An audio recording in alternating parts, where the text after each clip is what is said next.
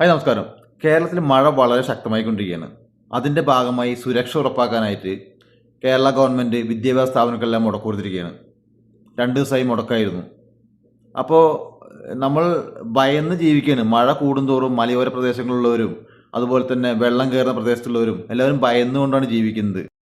ഭയക്കുന്ന കാര്യം എന്താണെന്ന് വെച്ച് പറഞ്ഞാൽ വയനാട് ചൂരൽമലയിൽ ഉണ്ടായിരുന്നൊരു അപകടം നമുക്കറിയുന്നതാണ്, എല്ലാവർക്കും അറിയുന്നതാണ്. അത് ഉരുൾപൊട്ടൽ, അതുപോലെ തന്നെയാണ് കേരളത്തെ പല സ്ഥലങ്ങളിലും ഈ മലയോര പ്രദേശങ്ങളിൽ ഉരുൾപൊട്ടാൻ സാധ്യത കൂടുതലാണ്.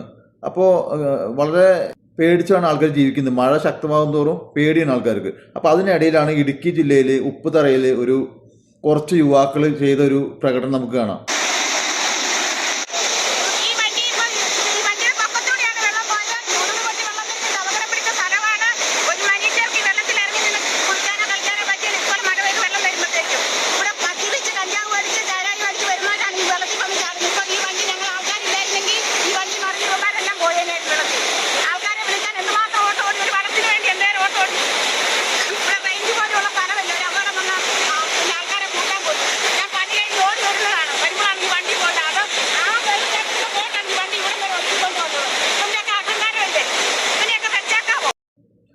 അപ്പോൾ ഇത്തരം കാര്യങ്ങൾ നമ്മൾ കണ്ടതല്ലേ, ഇത്തരം കാര്യങ്ങൾ ചെയ്യുന്ന പിള്ളേരെ ഇത് ഒരു ജോലിക്കും പോവാതെ അപ്പൻ ഉണ്ടാക്കിയ കാശ് കൊണ്ട് തിന്ന് കുന്തളപ്പെടുത്ത് കണ്ട കള്ളും കഞ്ചാവും കഴിച്ച് ഇമ്മാതിരി കുന്തളപ്പെടുത്ത ആ പിള്ളേരെ രക്ഷിക്കാൻ നാട്ടുകാർ പോരുത്.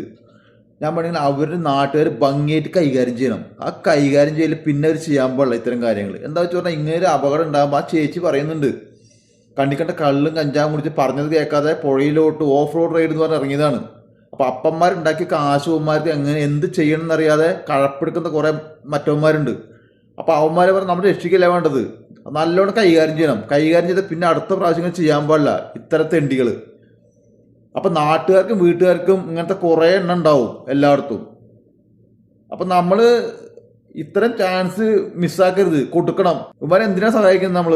ഇത് അറിയാതെ വന്നൊരു ഉരുൾപൊട്ടലോ അല്ലാതെ ഒരു അപകടമല്ല, ഇത് മനഃപൂർവ്വം ചെയ്തു കൂട്ടുന്നതാണ്. കണ്ട സാധനം വലിച്ചു കുത്തി കയറ്റിയിട്ട് അതിൻ്റെ ലഹരിയിൽ വന്നിട്ട് ചെയ്യുന്ന കുത്തിക്കഴപ്പാണിത്. വല്ലതും പറ്റിക്കഴിയുമ്പോൾ പിന്നെ ഗവൺമെൻറ്റിൻ്റെ മെക്കെട്ടിക്കായി, പോലീസിൻ്റെ മെക്കെട്ടിക്കായി, ഇവരെ ശ്രദ്ധിച്ചില്ല. അപ്പം അങ്ങനത്തെ കുറേ കാര്യങ്ങൾ പറഞ്ഞിട്ട് ഇങ്ങനെ വരും. അപ്പം ഇതൊക്കെ ഒരു ഇവന്മാരൊക്കെ എന്ത് ചെയ്യുന്ന കുത്തിക്കഴപ്പ് എന്ന് പറയും ഇതിനൊക്കെ. മറ്റ മലയാളത്തിൽ പറഞ്ഞതിന് വേറെ വാക്കാണ് പറയാം, നമുക്കത് പറയാൻ പറ്റില്ല. അതുകൊണ്ടാണ്. അപ്പം ഇത്തരം ആൾക്കാരുണ്ടല്ലോ നമ്മൾ ശരിക്കും കൈകാര്യം ചെയ്ത് വിടണം. എൻ്റെ അഭിപ്രായങ്ങളും എൻ്റെ വിമർശനങ്ങളുമാണ് ഞാൻ ഈ വീഡിയോ കൂടെ ചെയ്യുന്നത്. നിങ്ങൾക്ക് ഇഷ്ടമാകുന്നുണ്ടെങ്കിൽ സപ്പോർട്ട് ചെയ്യുക, സബ്സ്ക്രൈബ് ചെയ്യുക. ഓക്കെ.